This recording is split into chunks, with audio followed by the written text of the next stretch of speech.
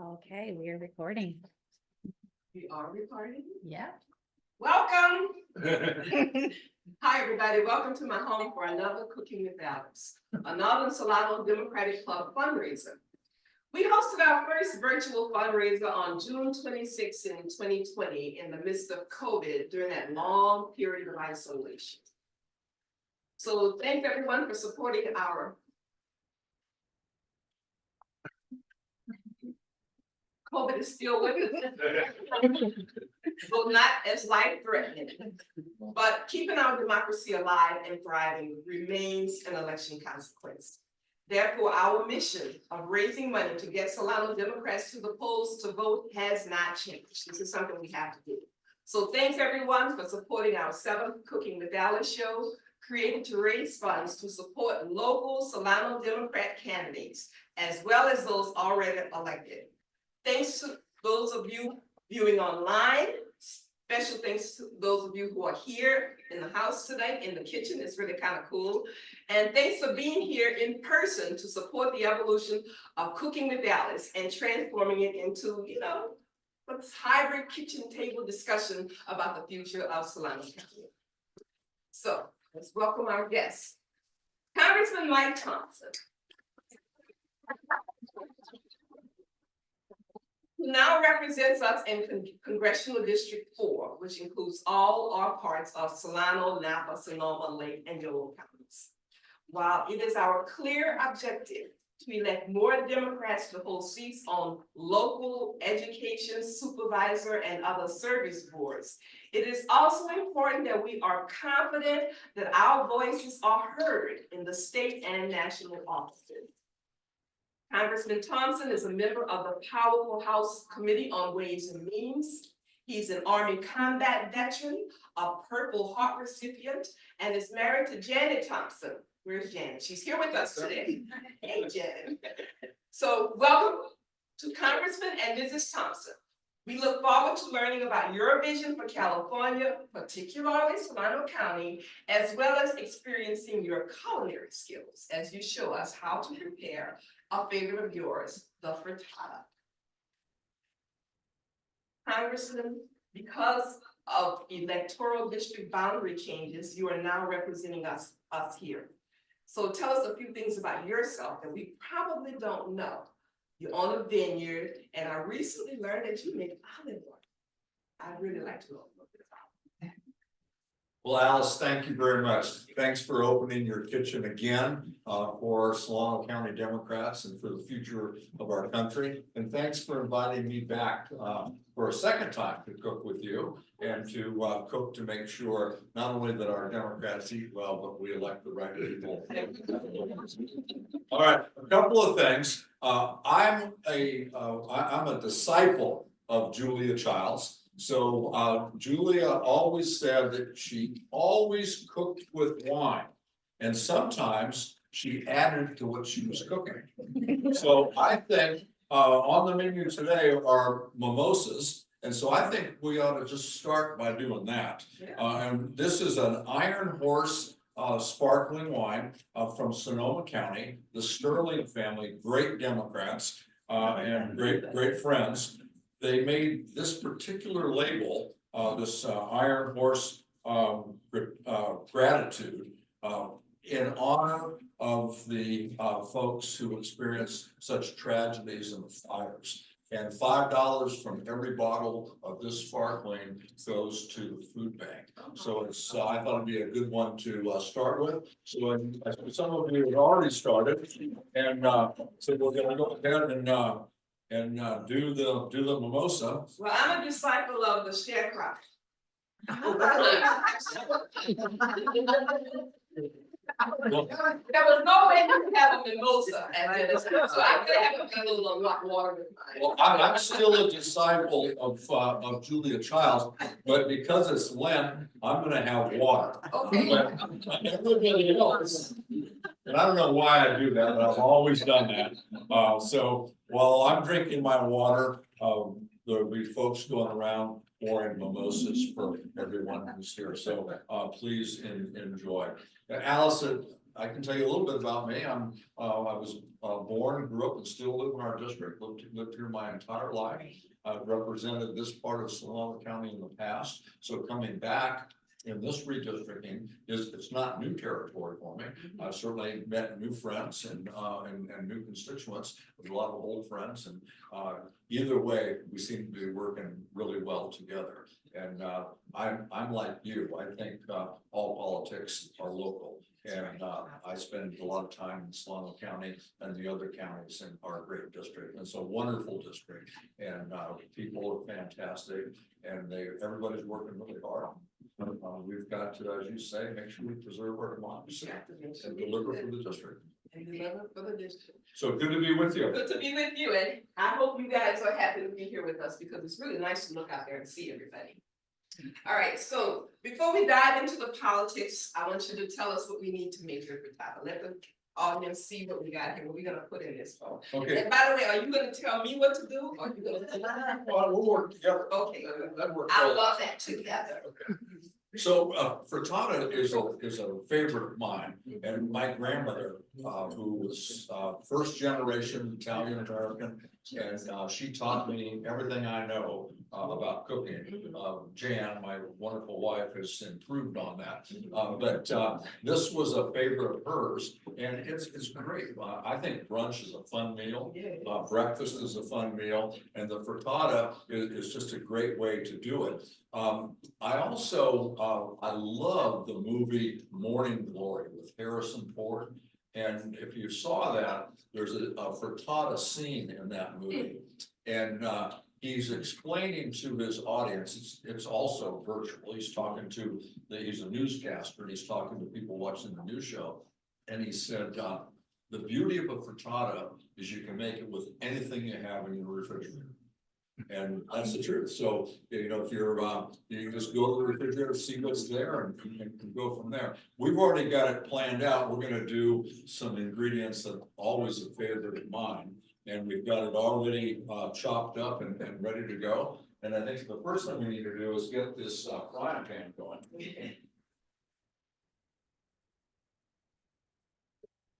We've added a little olive oil and a little butter.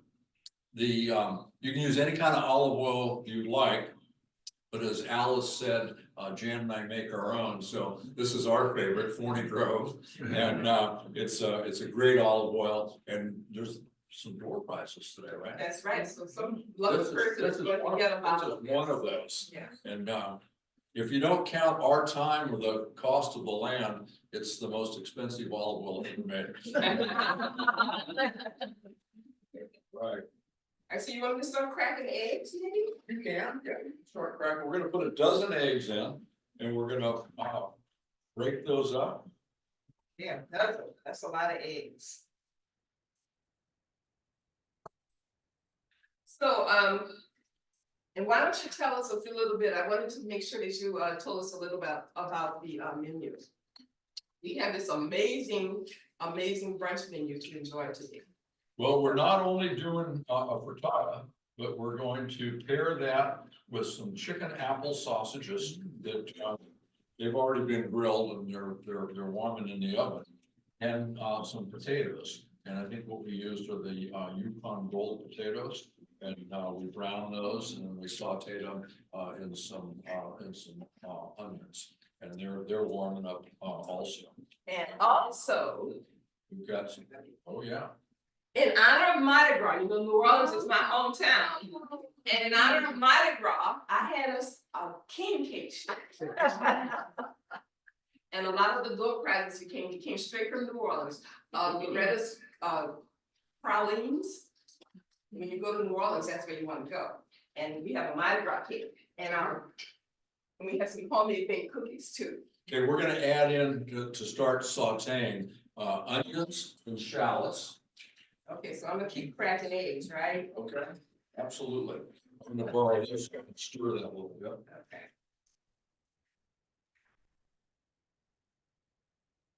And while we're doing that, I'm gonna ask you a question. Uh-oh. Uh-oh. Here we go. It's been almost 2 years since Russia's full-scale invasion in Ukraine. Why, I'm gonna put some garlic in too. okay, good. Why do you think we should support Ukraine in this war? Well, I think it's an easy one. You've already, pointed out the importance of maintaining, our democracy. And I think not only Americans, but I think any people, any country, the people in that country should have the freedom to be able to elect their leaders. And, that's what this is about. Ukraine is an ally, they're a democracy, and, Putin illegally invaded that country, and it's been brutal.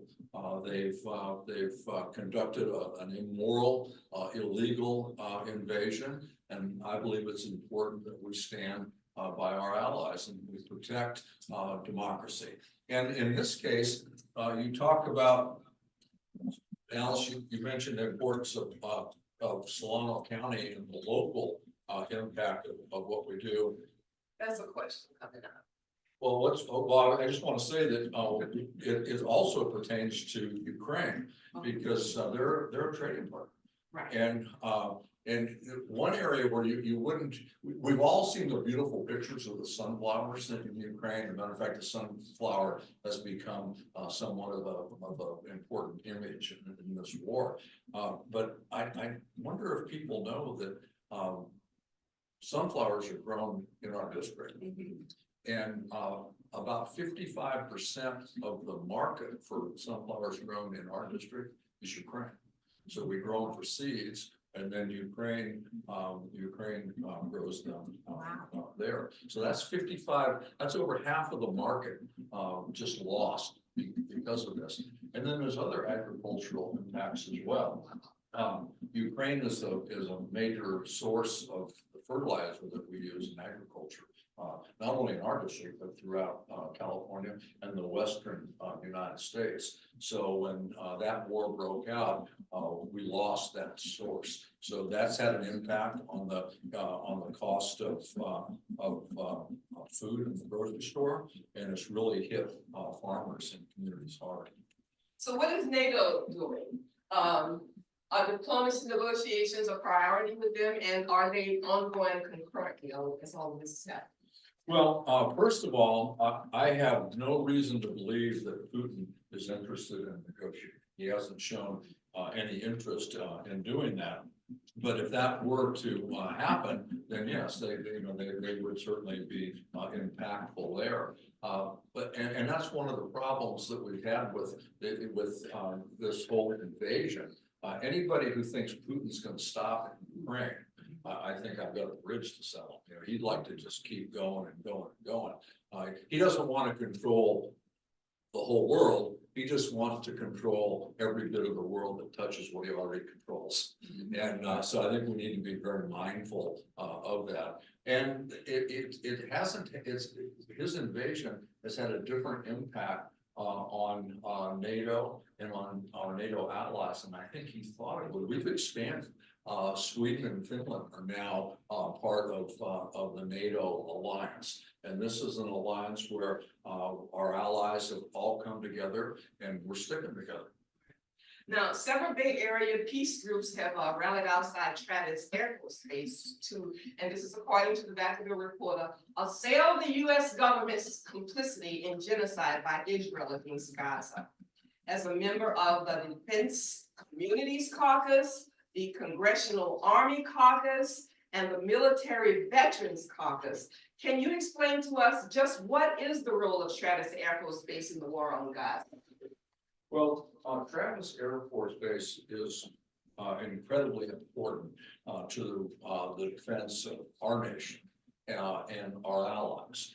We are everything in the West. And so, we supply folks both, military aid, as well as humanitarian aid. And I know that a lot of the equipment that has gone to our allies has been flown out of Travis Air Force Base. The specifics of what they're doing and where they're doing is something that I certainly can't talk about. Right. But this Travis Air Force Base is important. It's important to world peace. It's important to our allies. It's important to our national defense. And we should make sure that we remember that, not only today because of what's going on in the Middle East, but also in regard to what may be going on in Solano County that would impact the ability of Travis Air Force Base to continue to function. And that will probably, that issue may come up later, but I represented Vallejo when Mariana Maple Shipyard was shut down. And that was about $1 billion a year loss to Solano County. And if Travis were impacted by anything that would cause them to close, the economic cost to our community and to our region would be astronomical. We already learned about sunflowers. Yeah. I don't know if anybody knew about No. sunflowers. I learned about half and half. Half and We half. got it with half and half. Okay. About it. Half and half. And but something else goes in there at this point. There's gonna be a bunch of stuff that's gonna go in there. Okay, a bunch of And stuff. I think we should put some cover. Oh, and about that, Congressman, you know, we have to do this as a test. You know, we tested this out, and I have a witness to tell you that I appreciate the fact that you're having this nice cultural event, but in addition to salt and pepper, can we put a little ham in it from New Orleans? Is this your kitchen? Yes. Bam away, girl.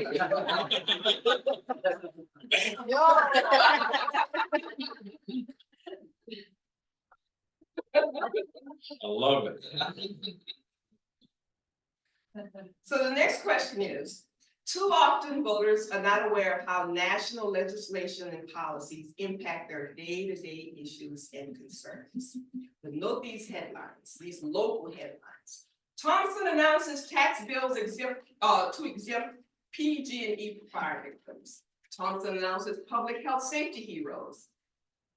And then there's California Forever and opponents gear up for campaigns. Can you explain to us why collaborating with local leaders is important to your service to us and to your reelection? And what other local projects do you want to support in your next term? Well, I think at the local level, that's where the rubber hits the road, the water hits the wheel. This is where it all happens. And the rubber is hitting the road right here, folks. Oh, yeah, I've added, He's putting everything in here right now. I've added the bell pepper, chopped up red bell pepper. And not only is that great, but it adds some color to it. Yes, and it indeed. really makes it neat. So we'll let that saute while. And it sort of goes with that title, frittata. Yeah. You think about color, when you think about, you know, it sounds like it should be colorful. And I put in the mushrooms, sliced mushroom. We'll put the zucchini in next, but you know, I want to put in these fresh herbs. Okay. We have parsley, we have rosemary, we have thyme. There's no sage, and I was told I can't say parsley, sage. I don't think it was because we didn't have sage. I think it was because the person who came out to do that has heard me sing before. Oh, that must be Mrs. Thompson. Singing in the kitchen. No, I'm not allowed to sing in our kitchen. Oh, okay. There's probably 54 of the 58 counties that have ordinances. But I have to make note of this. Do you notice how neat he is in the kitchen? Just saying, for all of you wives whose husbands you don't want in the kitchen because they're not neat in the kitchen, here's an example of what happens.